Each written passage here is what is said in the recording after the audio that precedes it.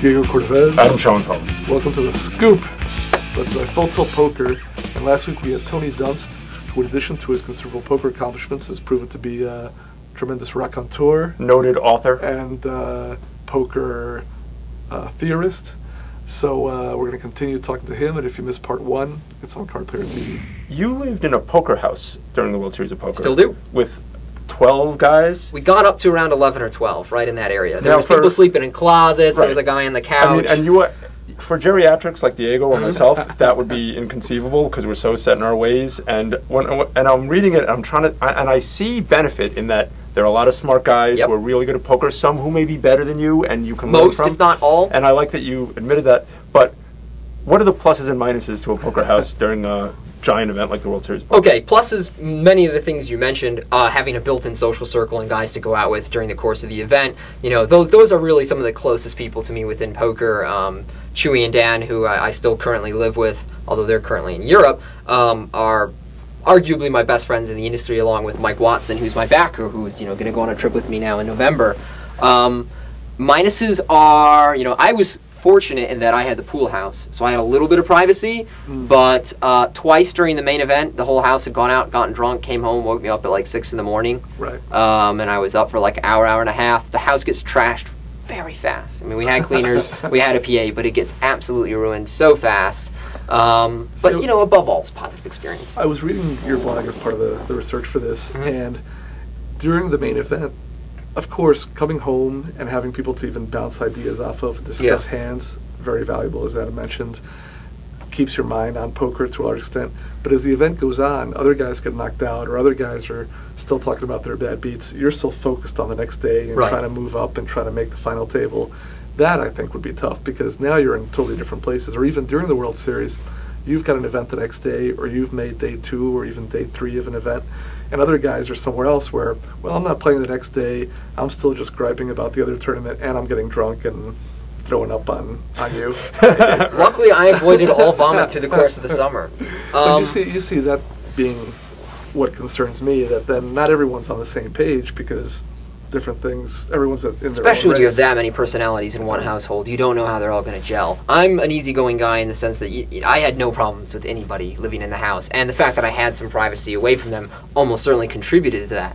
However, there was times in the house where I could tell that other guys really rubbed each other the wrong way. I spent so much time either at the Rio or out of the house that I really didn't have to encounter it very much, but even though I feel like Ashton and Aaron kind of love each other in a brotherly sense, they also fight in a brotherly sense. Donnie Stern, Ansky gets, frustrated with often Ashton. You mentioned Chewy, Andrew Lichtenberger, lived in your house. He owns the house, actually. Owns the house, so he's I'm the one mooching off of him. You could say.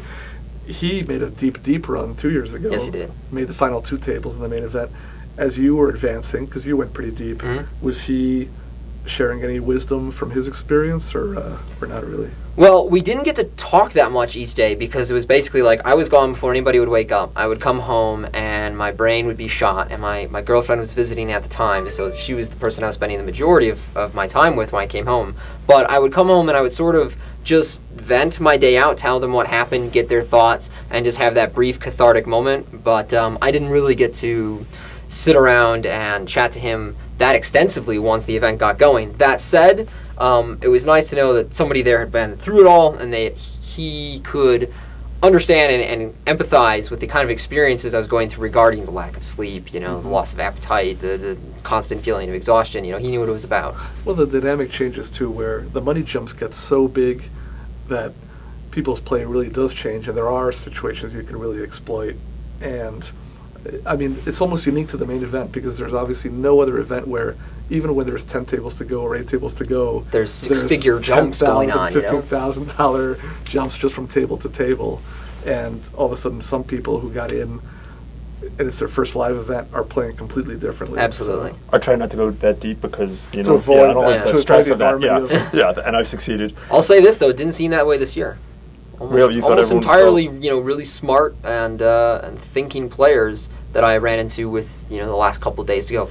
Early goings, I had almost entirely soft tables, but I mean, looking at the final table this year, unlike last year and even the last couple of years, it's like all sharp internet 20-somethings. So I would imagine that was representative of what you were dealing with. Yeah, You definitely. didn't have as easy a road as some guys might have had previous years. There's no Darvin Moon type this well, year, right? yeah, and not just Darvin Moon, but I mean, or Steve Beglighter, or Right. guys who are not the hardcore pros. Online or grinders. hardcore- You know, it's almost an entirely, like you said, online grinder Yeah. table. Kind of frightening. We may be looking at the future. It's That's- possible. The I future mean- is now. Yes, correct. You know, I'll say this: I am heavily getting back into online poker lately. I'm playing an extensive schedule through the WSOP, and I'm trying to talk to a lot of online poker players about getting my game back on track. I spent a lot of 2009 chasing ulterior interests away from poker, if you will, sir. That's a nice phrase. Yeah, Yes, so I thank will. you. And you know, I could tell in just 1 year that the online players have evolved so quickly Right. that just within that time span, it's not like I completely dropped out of poker. I was playing a lot, I was still moderating the forums, but I just wasn't thinking about it hard to improve.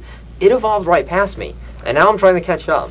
Well, also, we may be generalizing just based on 1 year's result, but Mhm. it also could be that online players were way ahead, but there were still adjustments they needed to make in order to succeed in live tournaments, especially I think in that's very big true. field live tournaments like the main event with its slow structure. And now those adjustments have been made, and Right. now that inherent skill is really showing off, which sometimes was short-circuited just by over-aggression or Yes. just not managing some of the Lack of patience very peculiarities. often. Yeah, exactly. Tony, I just want to jump back for 1 second. Sure. I believe on the first day, at one point, you had 13,000 chips remaining. I did. I So was that's all in under on like ha- the second or third to last hand with 13K stack. Did you there. still feel composed? How long were you in that situation? Oh. Not too long, right? 20, 30 minutes, if that, you know. The whole of day one just went poorly in the sense that I could not build any traction. I don't know if I ever got above the 30,000 starting chips. But, you know, that was like right at the end of the day. And like I said, at that point I was still in, just another tournament mindset. If I bust this, I go play the Bellagio events and no big deal. So I wasn't sweating it then. When the pressure built was once I thought, oh, wow, something could happen here. Right, so if you ended up having queens on the third to last hand of the day, as it turns out, and you doubled. I'll get it in. So Yeah. then you were back to a much more comfortable level for the subsequent days. I'm going to quote you now. You said, and this gets to something you were saying earlier, I'm not particularly impressed with my poker game. This is true. Now, I take that as an honest statement, not false modesty, even though I know you to be a very good player, and I've encountered Yeah, you I'm a not lot. delusional. I don't Right. think I suck at But poker. Poker is a very hard pursuit right now. Damn, it's hard. Yeah. Man. Part of it may be also that you're surrounded by excellent players Absolutely. who keep you humble because they're working at it all the time. They're succeeding. You know you're an elite player and a successful player, but you also know that if you lag, that these guys are going to keep working at it. And Right. And perhaps, additionally, getting I don't better. have anything results-wise, and I might just be being results-oriented here, but, you know, I have been in this industry a long time now, and I've been playing pretty heavy volume over a long time, and I don't really have any substantial results to point you at and say, this proves, you know, in some capacity that I know what the hell I'm talking about, that I'm very good. I feel like, in my personal case, I have an awful lot of poker knowledge, but there is some kind of disconnect between knowledge and execution.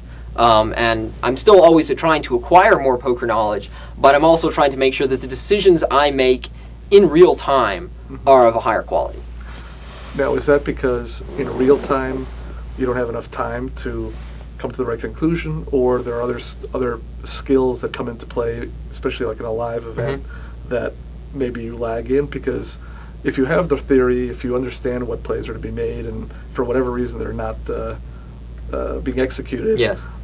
have you diagnosed what it could be? Yes, I think that in the case of online, I was just simply playing too many tables for too long. I mean, for a very long time, I was the 18-tabler, you know, just click it, click, click, click, click, click.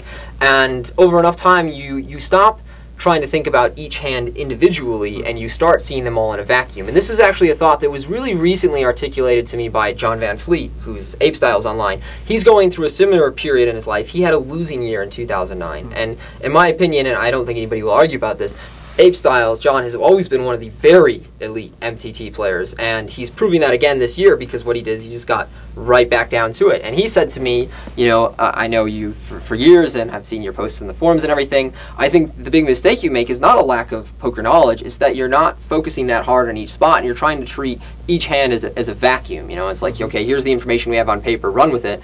Whereas, you know, I did not focus as much as I should have online on each table. I'm trying to reduce tables, increase concentration.